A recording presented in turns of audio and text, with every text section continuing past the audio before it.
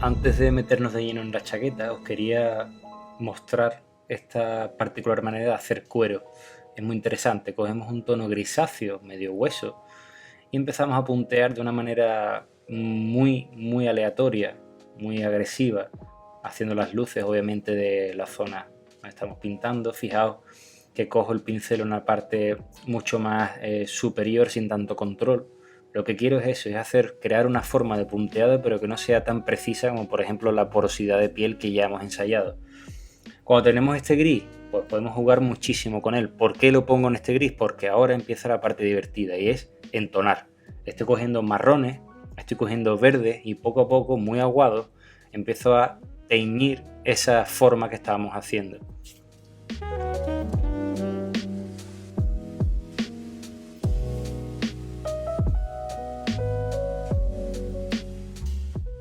¿Veis? Poco a poco, con nuestra base de gris, vamos consiguiendo muchas microtonalidades que van jugando un papel interesante y se van mezclando entre ellas en el cuero. También es interesante porque jugamos con los complementarios, como ya sabéis. El marrón tiene un poquito de rojo y el verde propio, son complementarios.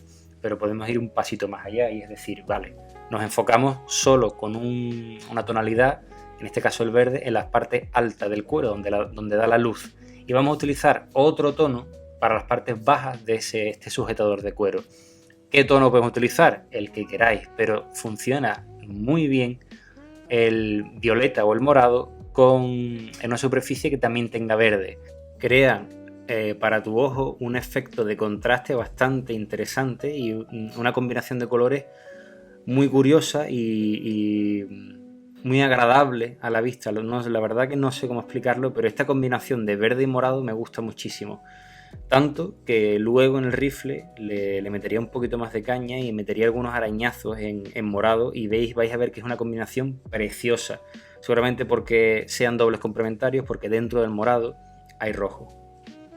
¿Veis? Cogemos de nuevo el tono ese grisáceo medio verdoso que hemos utilizado al principio para bocetar y sacamos luces máximas, punteando esta vez sí con un poco más de control y una superficie menor. Siempre cuando se unifica, cuando se da tono, fijaos en la base de gris, que ya no es gris, ¿veis? Ya es verde con esa tonalidad medio marrón anaranjada, con ese púrpura debajo morado, y crea una combinación que es bastante interesante para la vista. Y sobre todo hay algo que muchas veces nos olvidamos, y es que los elementos secundarios como las correas, como este sujetador, como no sé, cinturones, todo ese tipo de cosas, a no ser que tu aproximación sea distinta y quieras otra cosa, necesitan no llamar la atención. Eso significa que necesitas coger de la rueda de colores que sean muy terrosos, sean grises, sean colores terciarios, sean una combinación de neutra, tengan colores desaturados, aunque nuestro bikini este de cuero tiene colores que se ve que es verde y morado, pero fíjate, es muy tenue lo que le damos. Hay una pequeña entonación que se pierde un poco con el gris que le estamos dando ahora en luces máximas, con ese marrón. No llama la atención, pero sin embargo es interesante. Olvidaos de, por ejemplo, usar el mismo tono del color del pelo para alguna correa o algo de eso. También nos aporta esa textura distinta que tienen que tener los materiales de la figura. Ahora vamos con la chaqueta y, por ejemplo, a la chaqueta no le daremos esta textura de cuero, será una textura mucho más lisa.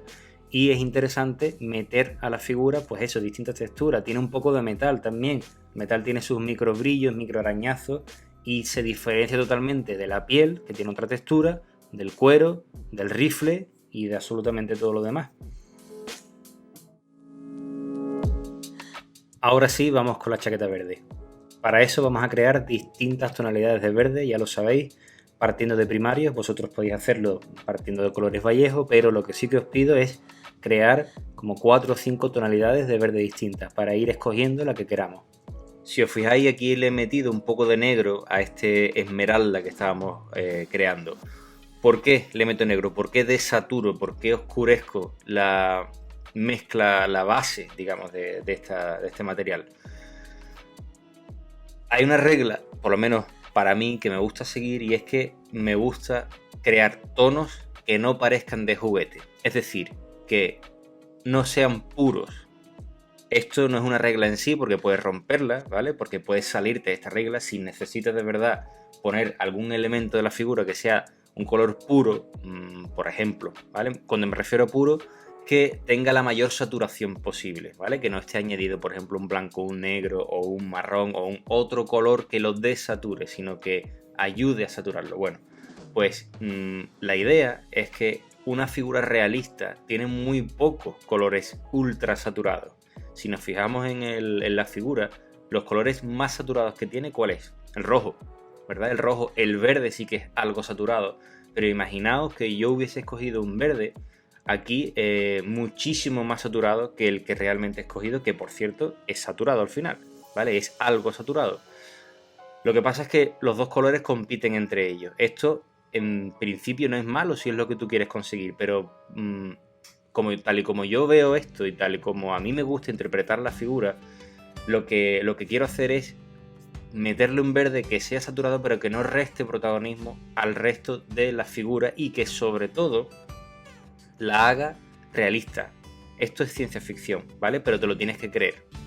Tiene que llegar a un momento que tú te creas que esta chica existe. Y eso influye lo que hemos visto de la luz, sobre todo. Ser anatómicamente correcto y con las arrugas, todo posicionar la luz perfectamente. Y también el color. El color tiene que ser acorde. No puedes pintar todo con...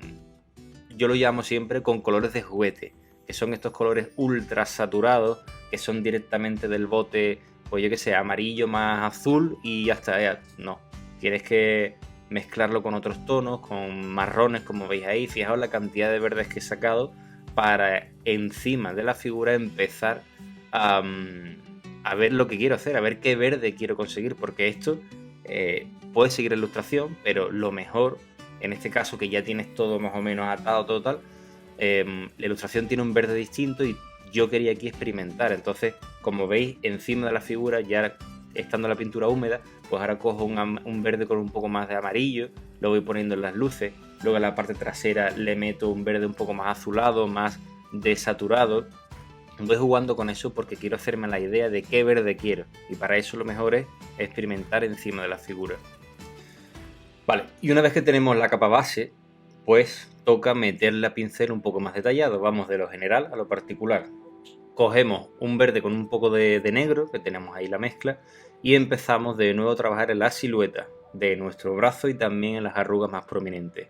La disolución, como veis ahí, es un poco más espesa que una veladura, no pasa nada aquí ser bruscos porque luego con la técnica de suavizado o unificado aerógrafo lo fundiremos todo bien. Así que sombras puestas, vamos con las luces. De entre todos esos verdes que tenemos ahí, escogemos uno que nos parezca que cumple con la función que estamos buscando. Es este verde un poco desaturado, un poco agrisado, también tiene una pizca de entonación como medio azulada, y empezamos a tímidamente empezar a posicionarnos encima de las luces a ver qué tal funciona. Trucos o claves para hacer las arrugas. Normalmente una buena escultura no hace falta inventarte arrugas, que aún así nosotros las inventaremos.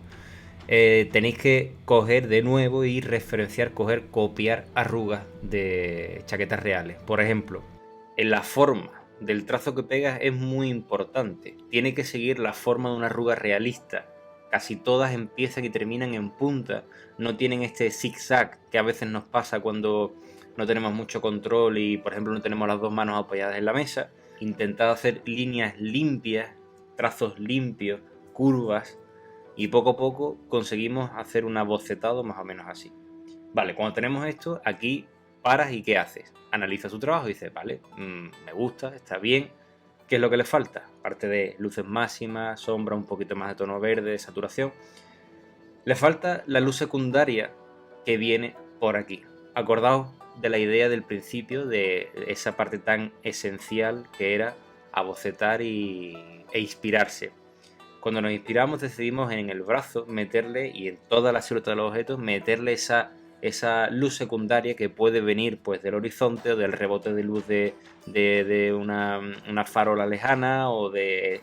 Es más, ella que está en un ambiente de ciencia ficción le pega muchísimo que haya muchísimos rebotes de luz lejanos. Entonces te recortan la silueta y le da un aspecto, una estética más interesante. Recordad las reglas para hacer estos rebotes de luz. Dejamos una franja de sombra máxima separando la luz cenital central del brazo y esta secundaria que le hemos metido por la izquierda para contrastar muy bien y para que se vea ese efecto de entre comillas ilustración, que bueno, se llama ilustración, pero le podéis poner el nombre que queráis, es un efecto realista. Para potenciar un poco más este efecto podemos coger el tono base con un poquito más de negro, la sombra, y nos posamos en la mitad de esa separación, de esa división de ambas luces para potenciar aún más el efecto de cómic. ¿Vale? Y una vez que hemos terminado de abocetar todo, nos queda algo así. Luces marcadas, sombras marcadas de una manera un poco brusca, ¿vale? Tenemos que suavizar esto. ¿Cómo lo hacemos? Tenemos dos opciones. O lo hacemos a pincel, como estamos haciendo aquí, y ya sabéis cómo es el tono base verde aguado y nos posamos justo en el corte de esa separación del degradado poco integrado. O aerógrafo. Aerógrafo es muchísimo más fácil, te queda todo más suave y se ahorra tiempo. Entonces vamos a hacerlo. Esto es una aguada, ¿vale? Esto apenas pinta, así que tenéis que tener mucho control del aero. Eso quiere decir que tiráis, esperáis que se seque, tiráis, esperáis que se seque, porque no queremos que recorra ese verde toda la superficie y precisamente lo que queremos es que se quede ahí y unifique. ¿Veis? En unas cuantas pasadas ya el trabajo que dimos ya está mucho más unificado.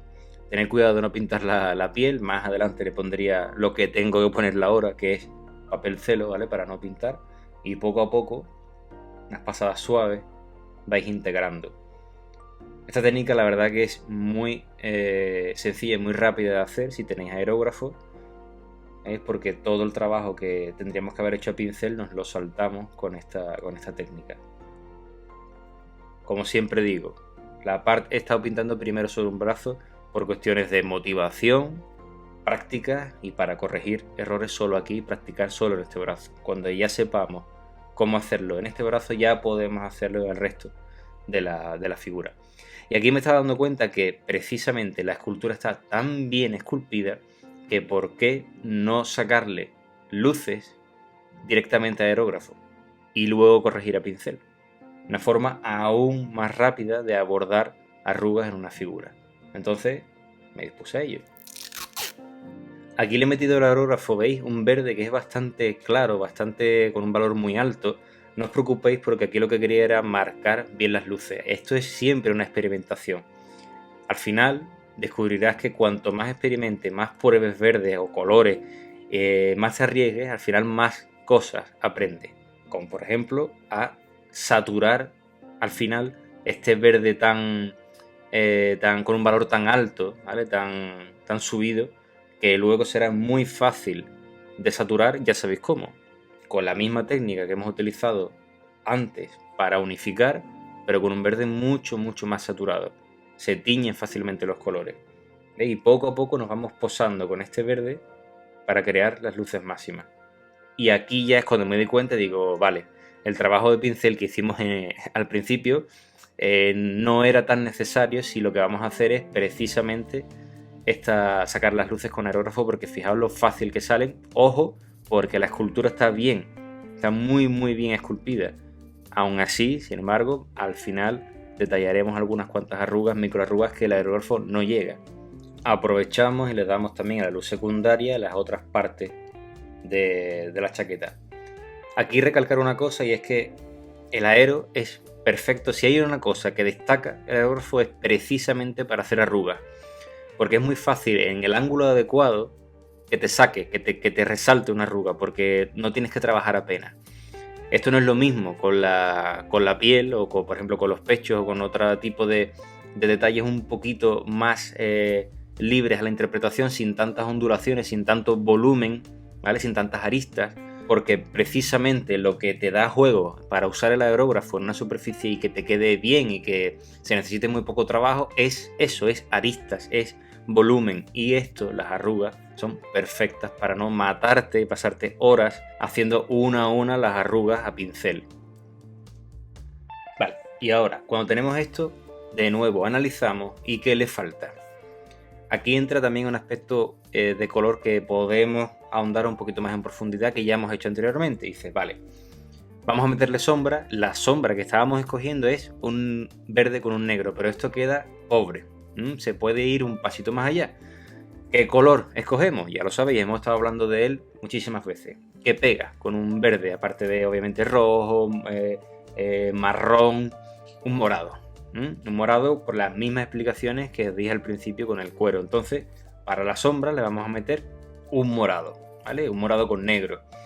Esto tiene su explicación aparte de la obvia, y es que si tú metes una sombra con verde y negro, no va a tener tanta riqueza tonal que si se la metes con un morado, por ejemplo, ¿vale? Aunque tu ojo no sea capaz de percibir ese morado, tus sensaciones sí, tu subconsciente sí. Cuando aprecies esa chaqueta verde, verás tonalidades, y ya si te fijas y empiezas a analizarlo y entras en profundidad, ahí sí verás tonalidades distintas al verde. Y el hecho de escoger un morado, que en principio, dependiendo de la tonalidad y dependiendo de tu percepción de este morado, puede ser frío o cálido, que cada pintor te puede decir una cosa, porque es que esto va más en tu percepción del color. En este caso para mí es un morado que individualmente, si lo analizas, es frío, ¿vale? Porque tiene mucho negro, pero si ya lo metes y lo mezclas, lo pones encima y al lado de un verde, ya le da ese toque cálido, algo cálido, a las sombras, que te permite también meterle más contraste, en este caso por temperatura. Damos un paso importante y analizamos, ¿vale? ¿Qué es lo que le falta? En mi opinión, le falta algo de saturación a ese verde. Estaba demasiado blanquecino, tenía un valor demasiado alto. ¿Cómo se soluciona esto? Muy fácil. Una aguada controlada de un verde saturado.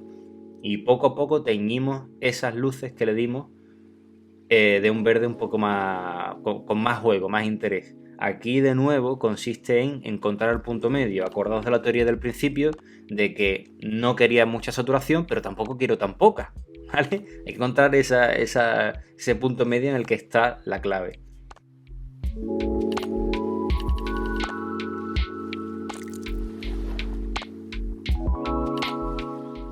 Vale, aquí terminamos el trabajo de unificación, analizamos como siempre. Está bien unificado, pero ¿qué falta? ¿Qué falla? ¿Veis? Están todas las luces sacadas, todas las arruguitas. ¿Qué es lo que falla cuando solo usas aerógrafo? Porque ya el trabajo previo de pincel se nos ha ido. Pues que te unifica demasiado y te queda un aspecto demasiado artificial, y el aerógrafo no llega en las partes más profundas de la figura, en este caso, por ejemplo, las sombras, o las partes más que necesitan más definición a pincel. Entonces, ahora lo que tenemos que hacer es volver a sacarle de nuevo, pero esta vez con muchísima más paciencia y más sutileza, es decir, con veladura, volvemos a sacarle las sombras y las luces. ¿Por qué hago esto así?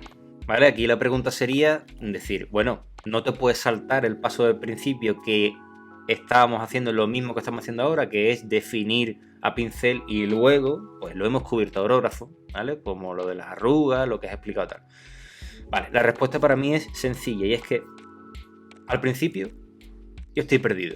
Igual que vosotros, al principio cuando enfocas, en este caso, una manga de una chaqueta, estoy perdido. Porque esencialmente no sé cómo abordarla, ¿vale? Necesito dar unos pequeños pasos en la dirección X, la que sea, porque esa dirección exactamente no la sé. Entonces, esos pequeños pasos, si yo los hiciese aerógrafo, me pierdo muchísimo de la definición, me pierdo muchísimo del entendimiento, del procesamiento que tiene que hacer mi cerebro para tomar decisiones. Ese procesamiento se hace, para mí, mucho más rápido a pincel. Me entiendo más cosas, entiendo lo que quiero conseguir, entiendo los colores, entiendo las arrugas, que si lo hago aerógrafo es demasiado fácil, ¿vale? Entonces, por eso, al principio lo hago a pincel, para hablarle de tú a tú a la figura, para entenderla y para descubrir lo que quiero hacer. Mirad, por ejemplo, un detalle importante de todo este proceso. Fijaos la diferencia entre el verde que hay en el lado derecho de la manga y el verde que hay en el lado izquierdo. ¿No veis que en el izquierdo hay una leve luz azulada, en un leve tono azulado? Eso se lo he dado ahora mismo. Le he dado una leve capa de ese verde azul. ¿Esto por qué lo he hecho? De verdad, parecerá una estupidez, pero no lo es. Esto, para empezar, se me ha ocurrido porque he estado muchísimos minutos, muchísimo tiempo jugando, interpretando, dando pinceladas encima de la manga. Y he dicho, joder, sería interesante darle una leve tonalidad distinta, que la luz que viniese por ese lado de la manga fuese un poco más azulada, un poco más desaturada. Y probablemente, o no, nunca lo sabremos, pero esto no se me hubiese ocurrido si yo hubiese del tirón haber cogido el aerógrafo, por ejemplo, y empezar a probarlo, hacerlo rápido, ¿vale? Sin pararme a pensar, sin pararme a valorar mi trabajo, como estoy haciendo ahora y como te permite el pasarte horas y tiempo y momentos y rectificaciones encima de una superficie como estamos haciendo aquí ahora. También tiene otra parte importante y es el entendimiento de dónde puede venir esa fuente de luz. No todo es imaginación, no todo es y no debe ser invención. Tenemos que darle un peso, una base realista en el mundo de esta chica. Alguna bombilla, alguna luz lejana, alguna luz que atraviesa un cristal y por atravesarlo se vuelve algo más fría, algún reflejo de algún metal, etc. ¿Veis? Ahora sí tiene esas luces máximas que le aportan un contraste. Un paso más allá y aportamos un poco más de riqueza a ese verde usando un tono que es medio verdoso, crema y amarillo, ¿veis? Con un valor muy alto que le afecta a la chaqueta por el lado de atrás. Justo por el lado de la luz secundaria del culo, de la luz secundaria de la cara. ¿Veis? Por ese lado, en vez de sombra, le hemos metido ese tono mucho más cálido. ¿Veis? Que le afecta también el lateral de la cara, la barriga, los pechos por debajo. Y le da otro toque mucho más interesante a la chaqueta. Esto también es debido a que al principio sacamos como 5 o 6 tonos de verde. Y por eso tenemos en la paleta la opción visible y creativa que nuestro cerebro puede escoger en unos segundos. Vale, ya con esto tenemos la chaqueta hecha. Le hacemos esa especie de freehand, de diseño que tenía la ilustración de Jude Smith. Las mangas, si os fijáis, son un poco más oscuras, tienen un tono más ocre, más amarillo. Y desde que terminamos de pintar el resto de elementos de la chaqueta ya va ganando muchísimo más protagonismo. Fijaos lo interesante esa de la luz cálida, que viene por la izquierda, por detrás. Vale, y en el siguiente vídeo vamos a ver esos pequeños detalles que ya hacen una figura aún más completa y que son muy difíciles de apreciar. Este es el vídeo que quiero que veáis para que os abra la mente y para que empecéis a meterle sombras proyectadas a vuestra figura.